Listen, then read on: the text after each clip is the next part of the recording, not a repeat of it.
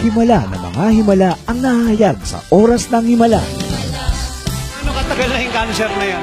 Last October na diagnose. Anong tawag sa cancer na yan? Stomach cancer. Sa tiyan. Sa tiyan. Sa masakit dati. Oo, masakit siya. So nung tayo na nanalangin dito, nung pinatungan ko ng kamay yung tiyan mo, nakaramdam ka ba ng ginhawa o relief? Maluwang kasi kanina parang kumikirot-kirot siya. Ngayon okay na yung pakiramdam ko.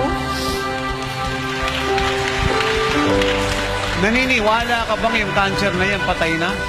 Naniniwala ko. Amen! Walang imposible Amen! ng Panginoon. Una sa lahat, nagpapasalamat ako kay Jesus na dito nakapunta kayo at saka mga staff dito. Dahil sa karamdaman ko, ako may allergic na noon nagkakati. Pero ngayon, malakas na ako at saka wala nang kati. Ay, salamat. So 18 years? 18 years na malabo? Sipin niyo po 18 years dahil natusok ng pako. Pumasok sa loob ito, tapos tumama sa may ugat, tapos lumabo na siya.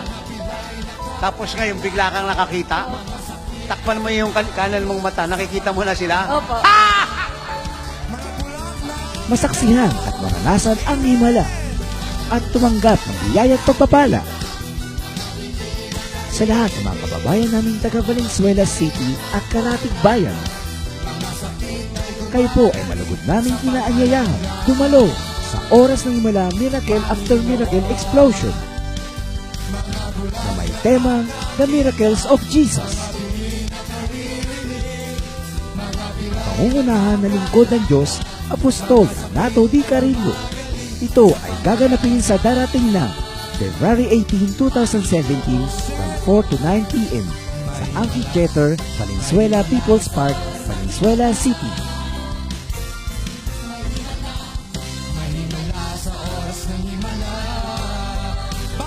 At patuloy rin na mamalas ang mga dakilang himala, biyaya at pagpapala sa bawat live services ng Jesus is Our Shield Worldwide Ministries Main Church.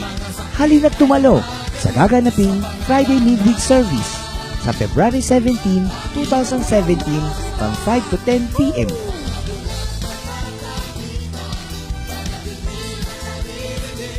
At ang Sunday Miracle Service sa February 19, 2017 from 9 a.m. to 2 p.m.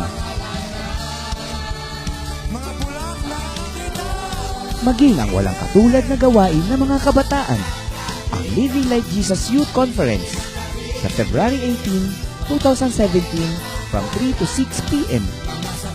sa ating main church sa number 1069 EDSA, Barangay Katipunan, Quezon City, behind Shell Station Muñoz, in front of EMCI Home Zinya Towers. Huwag kaligtaang dumalo.